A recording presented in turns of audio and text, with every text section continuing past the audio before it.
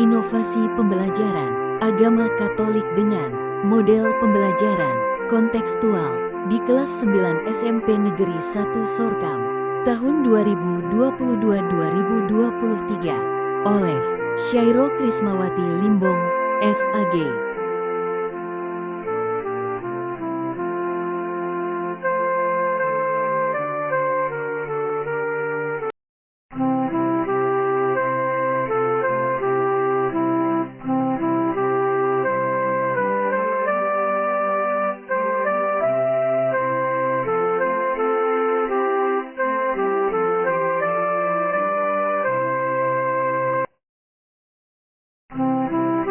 Yesus mewartakan kerajaan Allah melalui tindakan dan mukjizat.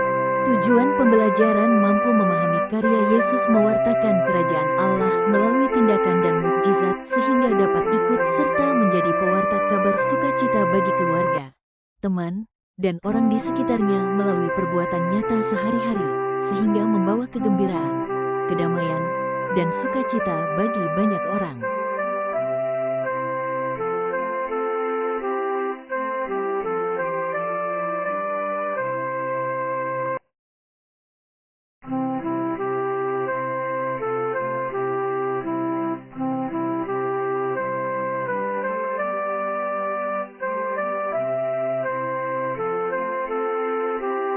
Penderitaan dan harapan, kabar sukacita yang dirindukan oleh orang yang menderita dapat diartikan sebagai kehadiran Tuhan yang membawa kekuatan, penghiburan, dan makna di tengah kesulitan. Ini bukan sekadar kabar gembira biasa, melainkan kabar yang memberikan pengharapan kekal.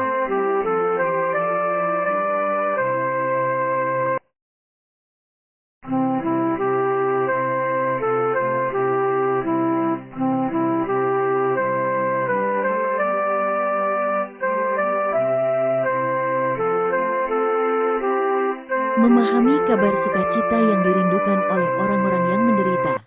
Penderitaan dipandang bukan sebagai hukuman, melainkan sebagai jalan untuk menyucikan diri dan mendekatkan diri pada Tuhan. Dengan memahami penderitaan, kita diajak untuk meneladani Yesus yang rela menderita demi keselamatan umat manusia.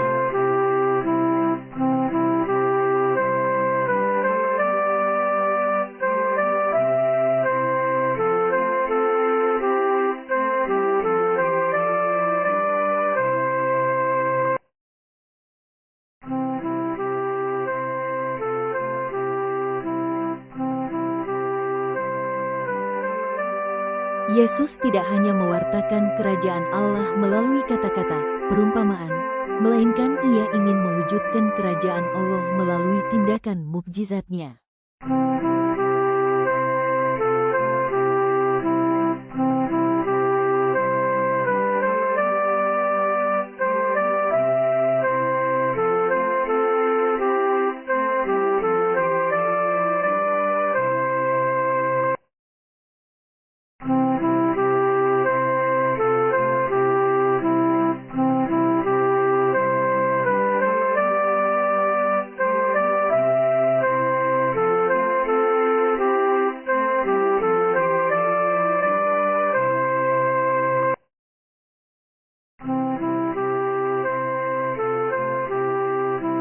Satu, Yesus mewartakan kerajaan Allah dengan mukjizat karena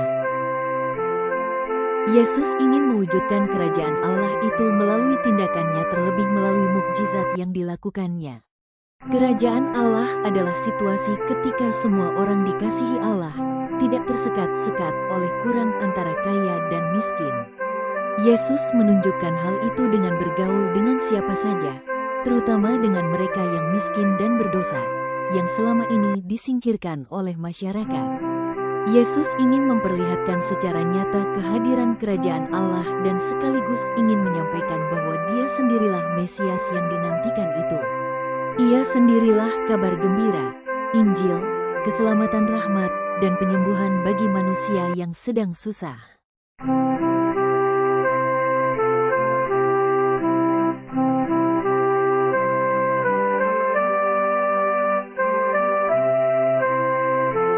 Contoh mukjizat Yesus, mukjizat penyembuhan. Yesus menyembuhkan orang kusta, Lukas 17 ayat 12-21. Yesus menyembuhkan orang buta, Matius 9 ayat 27-38. Yesus menyembuhkan orang lumpuh, Matius 9 ayat 2-8.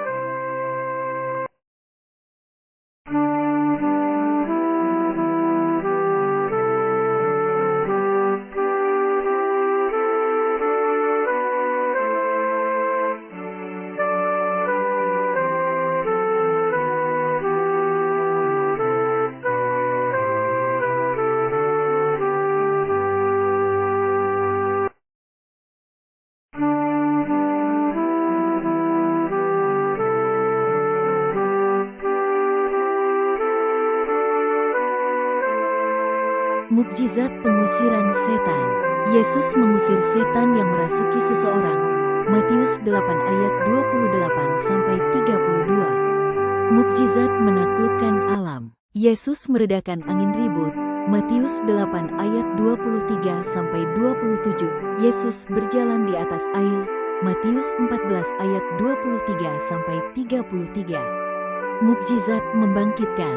Yesus membangkitkan pemuda di Nain. Lukas 7 ayat 11-17. Yesus membangkitkan Lazarus, Yohanes 11 ayat 1-48.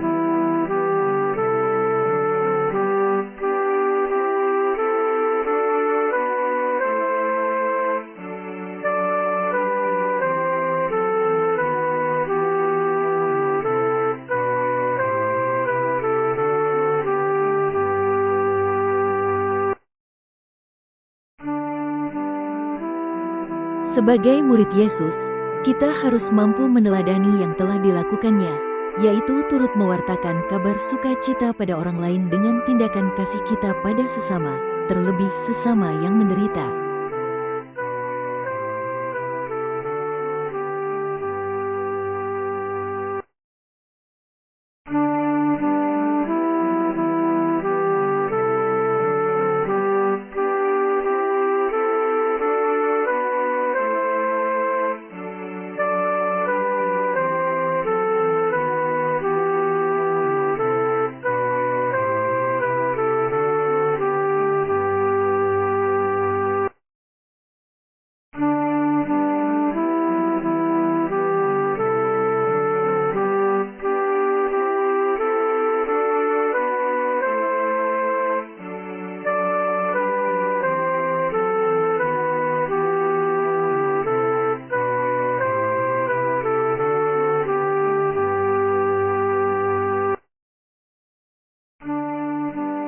Hal ini mengajarkan kepada siswa bahwa penderitaan bukanlah akhir dari segalanya, melainkan sebuah jalan menuju harapan, kasih, dan keselamatan yang ditawarkan oleh Yesus Kristus.